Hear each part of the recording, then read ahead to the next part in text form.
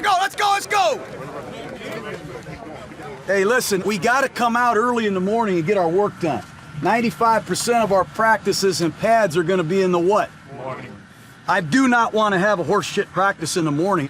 In the old days, we'd practice in the afternoon 2 more times in pads. Nowadays, I get incarcerated for that. You with me? Yes. Welcome to the Hard Knocks podcast, where we know that everybody has dreams, but we're not into dreams anymore. We're into bleeping nightmares. Yes, those are Jon Gruden's words. I am Peter Schrager, and I am going to take you on a bit of a journey through Hard Knocks training camp with the Oakland Raiders.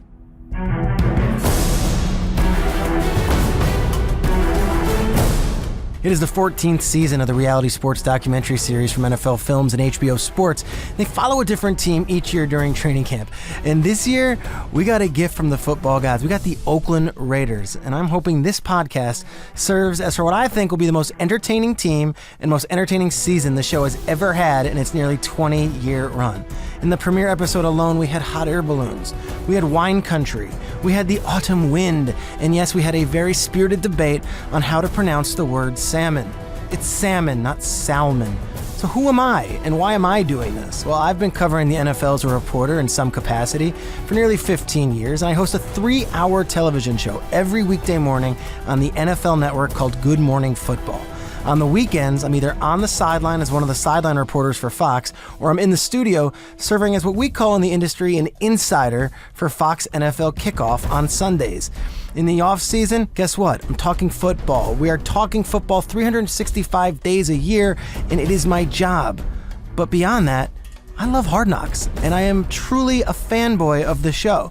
I go back, way back with this show. I remember where I was when the first season came out, and it was all the Baltimore Ravens and Brian Billick and Todd Heap. I remember it. I knew all of the catchphrases from Chad Ochocinco from his year, Kiss the Baby, and last year I knew all of Jarvis Landry's, bless him. And I knew all about the Rex Ryan, Darrelle Revis, Mike Tannenbaum contract drama from the Jet season. I wanted to get in that car and drive to the Roscoe Diner to figure out that contract. I have all of the wisdom on this show and all of the love for this show. And I want to take you guys on this journey because I think it's going to be the best season yet. Every episode makes me crave even more football, which is hard to imagine since it's already what I think about and talk about pretty much every day. But it's true. And if we can't be with the camera crews from NFL Films on the field at the Raiders training camp, we can at least try to provide our own kind of training camp here on this show. That's why every Friday during the preseason, I'm going to reach out to the people in my Rolodex to talk about what we saw in that week's episode and to start preparing for the upcoming football season. We hope to provide context and some behind-the-scenes stuff you might not get anywhere else. We want you to be a part of it too, so feel free to tweet me at pschrags, P-S-C-H-R-A-G-S, if there's a guest you want to hear from, or if there's something you want to know, or email me, and that's all in the show's info notes. So enough of that. Let's get after it. Even before the Hard Knocks announcement, I said on our morning show, Good Morning Football, the Raiders would be the ideal Hard Knocks choice. Out of 32 teams, they would be my pick. Why? Because there's almost too many storylines to count with this team.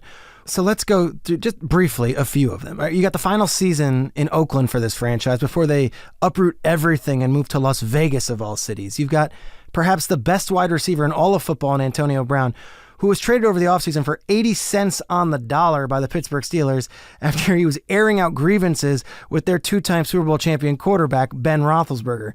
You add in a first-year general manager in Mike Mayock, who doesn't have a ton of experience in that role. You've got 3 highly skilled rookies, all with big personalities, all taken in the first round. And then you got 2 of the most enigmatic people in the NFL over the last 10 years in Richie Incognito and Vontaze Burfict joining this roster. Oh, add in the quarterback, Derek Carr, who some people have a lot of doubts about. And oh yes, the main attraction, Chucky himself. I'm talking about Coach Jon Gruden on Hard Knocks for the first time ever. And don't get it twisted, Gruden is the central figure of this universe. It's the second year for him in a reported 10-year, $100 million contract that he signed with the team. And he's fresh off a first season back in Oakland that, to be honest, did not go well.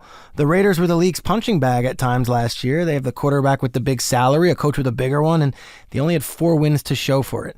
It was a very busy off season. There were some very curious moves, and they had a ton of sizzle. They were all over the place with moves they made with guys that not necessarily every other team wanted. Which brings us to this week's premiere episode. Coach Gruden welcomes us in the only way he knows how. Everybody right now has dreams, don't they, guys? All right, everybody in the NFL, I have a dream of making it in the NFL. I got a dream of winning a Super Bowl. I got a dream of being in a Pro Bowl. I'm really not into dreams anymore, okay? I'm into fucking nightmares. You guys with me on that? You gotta end somebody's dream. You gotta take their job. You gotta take their heart. Are you guys clear about this NFL shit now? We're not trying to go to the Peach Bowl. We're not trying to go to the Gator Bowl or the Bluebonnet Bowl. We're trying to go to the Super Bowl. He's so good. He's the best. He's literally the best soundbite in football and has been for nearly 3 decades. And I'm fascinated by him. I am, because he was very publicly not in favor of doing Hard Knocks. And yet Gruden, in the premiere episode, had a few moments that absolutely stole the show. Like when he spoke with maybe the most charismatic rookie in the league, 27th overall pick, Jonathan Abram. I mean, I'm gonna throw them up, but shit, I can't help it if they stay fall. This is the National Football League. I don't want any fucking side shots. I don't want any Side? colors. So if I hit him like this, face to face, Look. and he fall down, it's my fault. I can't help it. If you don't understand, I you come and see understand. me. If you don't understand, you come and see me. All right, yeah. But I mean, You ain't I gonna be a love the problem. aggressiveness. That's why you're here. Is it? But not against our own people, especially in short. Is it? There's some shots you don't have to take until Sunday, right? Let's be smart. Call what? We ain't gonna cut block your ass. We ain't gonna do You can't cut me. Okay. If Look you at don't who want you to got to practice cut me. here, you can Come go on. on the other field and lift weights and go hit a sled. I'm just saying, some of that stuff was unnecessary. You know it. I got you. You know it. Gruden's a trip. He tells it like it is. And his NFL resume is very interesting because if you don't know, he was originally a head coach of the Oakland Raiders. He was traded as a head coach, which you rarely see, to the Tampa Bay Buccaneers. And then the first year with the Buccaneers, he goes on and he wins a Super Bowl. Eventually, he'd get fired by Tampa Bay. And instead of going back into coaching and finding another gig, he goes on to be the face of Monday Night Football on ESPN. First he's with Mike Tirico, and then eventually he goes on with Sean McDonough. But Gruden's story has always been the same: huge personality, funny sound bites, great smile, and you feel like he's been in your living room for close to 3 decades as an NFL fan. And yet last year did not go well, because they bring him out of retirement, give him a huge contract to be the new Oakland Raiders coach before their move to Las Vegas, and they win 4 games. And then you start hearing the whispers around the league. Had Gruden lost his touch? Is he still as invigorated as he was the first time around? Is he being authentic? Is he being him? John Middlecoff is a guy that I follow on Twitter. He's a Bay Area sports analyst, a former front office executive. He wrote the following tweet after watching the Hard Knocks premiere on Tuesday night. I thought it was interesting. He said, quote, "Pete Gruden was a legit a-hole, like a better-looking Parcells. Feels like he's gotten a little soft. Money will do that to a man. But I hope he snaps back to the crazy man and starts going nuts on people." End quote. So I got to wonder, what version of Jon Gruden are we getting in 2019? And what version are we getting on Hard Knocks? For the answer, I'm hitting up someone who knows him very, very well. His former defensive star with the Tampa Bay Buccaneers and one of the best corners and safeties to ever play the game, Ronde Barber. What's up, Peter Schrager? You see, Ronde and Gruden won a Super Bowl together in Tampa Bay, and it was an amazing year where Gruden showed up, took over for Tony Dungy, who was the previous coach, and got the Buccaneers to the promised land, their first and only Lombardi trophy. And after 16 years with the Bucs, Barber joined the NFL on Fox team as a game analyst in 2013. Ronde and I chop it up all the time. We speak often about everything, about Raiders, about Bucs, but I was curious to hear what he has to say about Gruden. Ronde, the gossip when the Raiders were announced as the Hard Knocks team was that Gruden wasn't thrilled. I don't know. Here's a guy who does TV ads for Hooters anytime he can. He's a Monday Night Football guy, one of the best sound bites in sports. Do you think he secretly loves this? Well, look, we all know John. I mean, if you don't know him personally, you feel like you know him personally just because of the persona that he's got out there. So he's loving this. There's no question that him in front of a camera is about as natural as it comes. But at the end of the day, John's still a professional, and he's still a football coach at heart, and he knows what that means to his team, his franchise. I mean, it's all of it's out there. So he'll deal. But and he'll put on a show, as we saw. But at the end of the day, there's some people on his team that I'm sure he's gonna try to protect, from all these prying eyes. We got the version I know, like the hard-ass Jon Gruden up from the top, and he's doing a speech and the whole thing. But over the course of the rest of the premiere episode, it felt like we got like a softer, more cuddly family day, and let's not haze the rook. What's the real Gruden? And is he softer now, 20 years after we got to know him all those years ago, or is that for the cameras as well? Well, first off, he is 100% about not hazing. He was like that in 2002, his first year here in Tampa. And I'm sure he was like that, his first go around with the Raiders. That's not his thing. He's a team builder.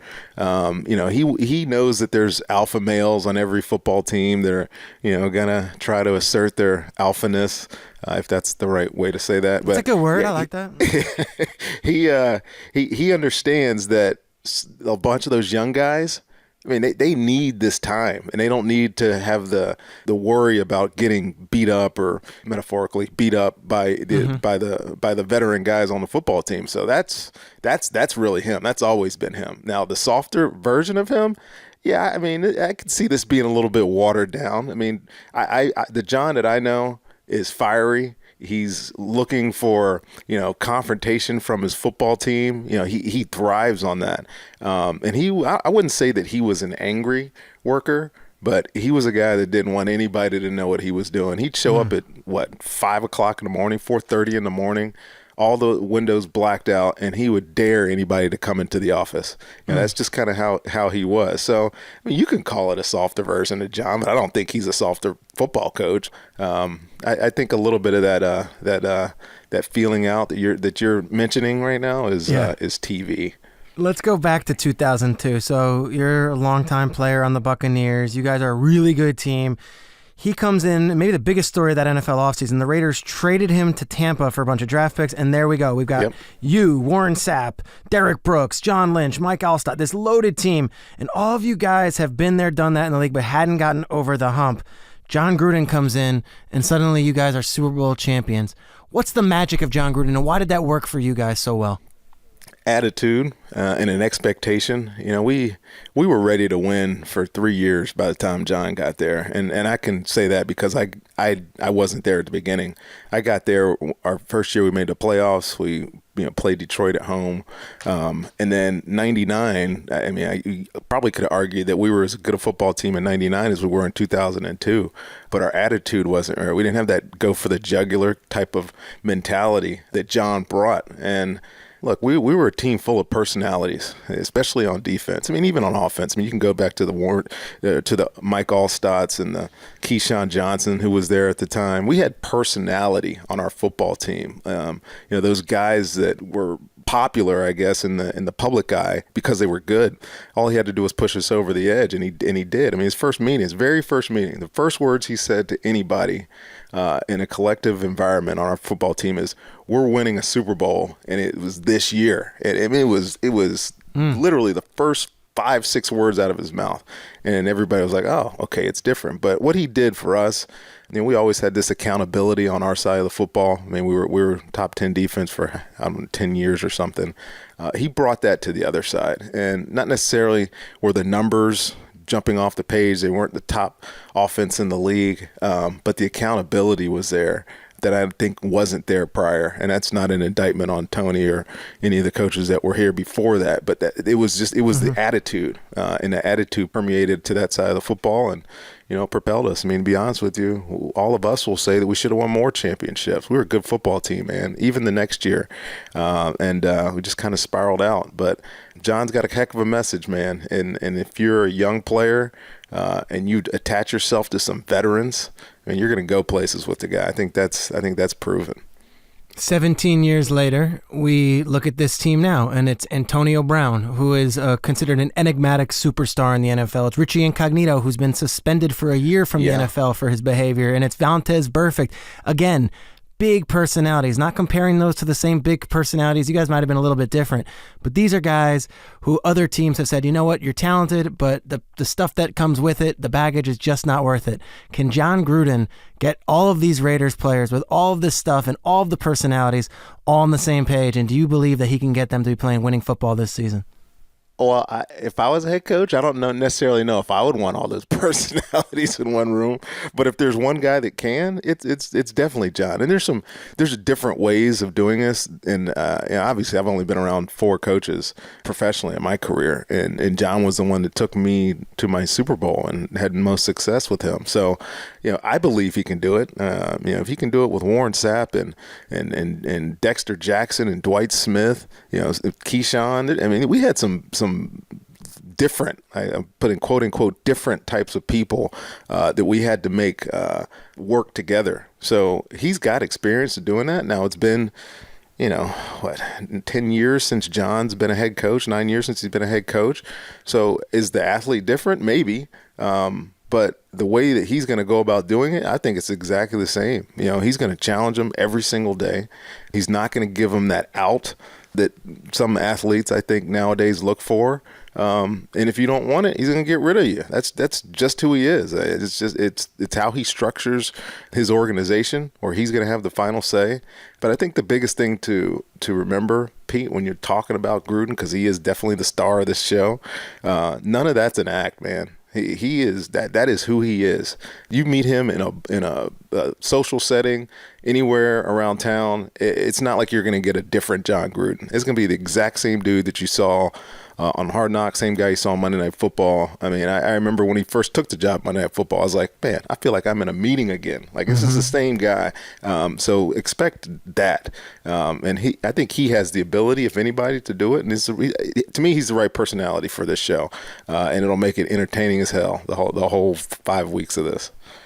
Let's go back to your playing days. What was it like as a current player watching Hard Knocks, like knowing what actually is going on and then seeing how this thing is projected to the outside world? That's a great question, Pete, because I know what locker rooms are like, and they're probably different now than even 7 years ago when I retired. But when I'm watching it now, I'm thinking, man, can you imagine if guys were hanging out with in my room when I was rooming with Donnie Abraham or David Gibson, all these guys that I play with over the years, and I'm thinking about being on the road, first preseason games, and I'm like, I don't think they'd want to know where I ended up some of those preseason nights, and then got up and went and played a football game. So I mean, I'll say this. I mean, it keeps you honest. Yes, it does. You're gonna have some actors in there. Some guys that are putting on a show. But I think the real football people, they got some dirt that you don't want that I wouldn't want out there. But it's great though. It's entertaining. I was around the Bucs when they had Hard Knocks a couple of years ago. Yeah. I know where all the cameras were posted in the building. You're like, okay, I gotta find my routes where I don't show up on camera and do anything stupid, right? But it is very cool. I don't know that I would want to have been a part of it, but I'm glad that I've retired and I'm completely out of that circle. My last question: you think he's watching it? Of course, he's watching it. We all got a touch of narcissism in us. We want to see how we look. That's awesome. Such good insight on Gruden, and you have so much more insight that you'll be sharing all season on games for Fox. Where are you week 1 as one of the announcers for NFL on Fox? I got my old teammate, John Lynch, and his 49ers coming into Tampa, so I don't have to go anywhere. So it's a good start. 49ers, Buccaneers, Ronde Barber on the call. That's good. Ronde Barber, thank you so much. Appreciate you joining us, my man. Appreciate you having me, Pete. Talk to you later, dude.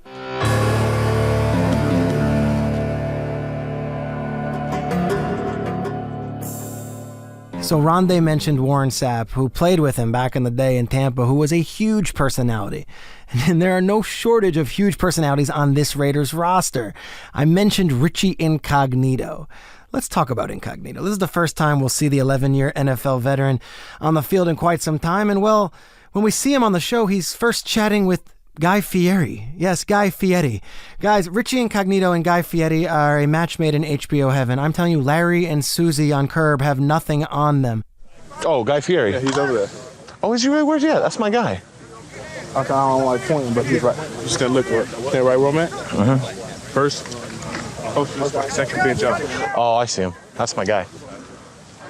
How's full pads feeling? Great.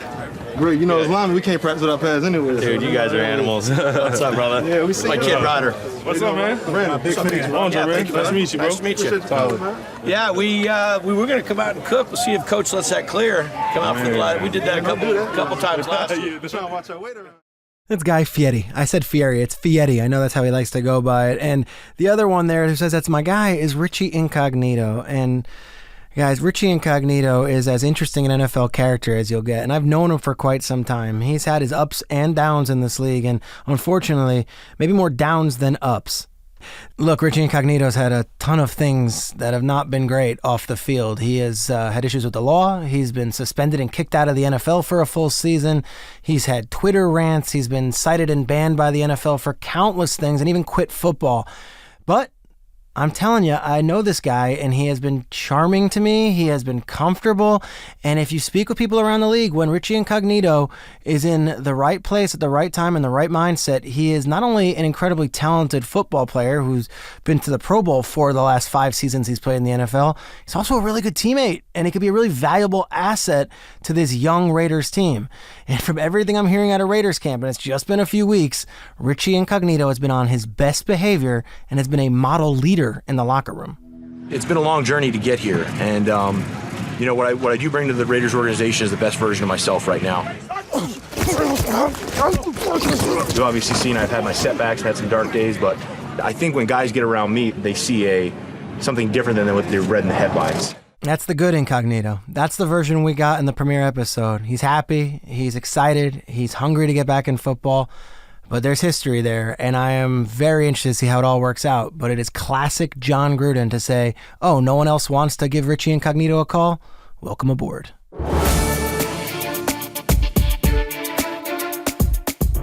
Every week on the Hard Knocks podcast, I am going to pick my MVP of the episode. So let's see where we're at. There's Gruden. Okay, we talked about him. There's Incognito. We'll see. There's Derek Carr. A lot of FaceTime on the first premiere episode. Antonio Brown, we saw him as kids, it was cool, but there was one guy who stood above the rest in the premiere, and it's a rookie, Jonathan Abram. On behalf of the rookies, we just want to thank our quarterback, Mr. Derek Carr, for taking us out to eat. Such a nice man, such a rich man, too. Thanks, John. I mean, you won first round. I ain't get $120 million, so you ain't gonna never have to work again. Neither are my kids. But they won't know that. Like my sons, no, you gotta work. One of the coolest things. You gotta work, because like I did. I don't know why that is. I worked hard, so you have to. If you my daddy, you ain't gotta tell me I ain't never gotta work again. It's in my mind I'm never working again. And then there was the biggest debate of the episode, and the thing that everybody in the NFL is talking about this week. Is it salmon or salmon? What are you gonna eat? I'm really torn right now. Either nice. a filet mignon. How do you say the one seared salmon or seared salmon? Salmon. Salmon? Salmon.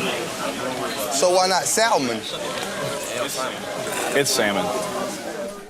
He's amazing. But here's the deal with Abram. He's the MVP of episode 1, and I think there's more to come because he's always at 100 out of 100. We had him on our Good Morning Football show before the draft, and as a safety, he was ready to square up and throw down with my co-host, former NFL wide receiver Nate Burleson. And he wasn't kidding either. He wanted to play football on the set. Anyone who's played against him, coached him, or coached against him, or scouted him in the draft said this guy is a throwback. He wants to hit, and he is someone who is okay being hit. He's also wearing the number 24, the same number as Charles Woodson, who happens to be one of the greatest Raiders players ever. No small shoes to fill, not an easy number to wear as a rookie. This dude is a breakout star, and not just in a Hard Knocks or a local Oakland market kind of way. He could be the breakout star of the league in year 1. I am so excited for Jonathan Abram, and I'm glad he was our MVP from episode 1.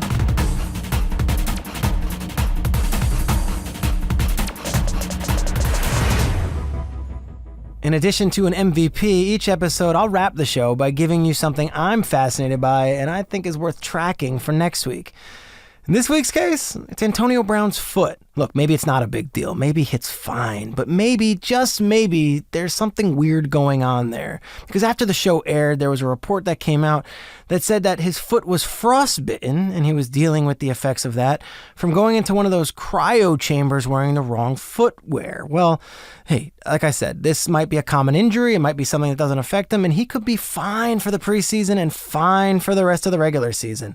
But what if he's not? Like, the NFL film guys were given access to him in Davie, Florida. They were given access to him in a hot air balloon, and we met his adorable kids and all of that, and that was great. We love Antonio Brown as the personality. But what's up with the foot? Because he might be fine, but he might not be. And if we're not fully going next week, then I've got some concerns. So that's what I'm watching.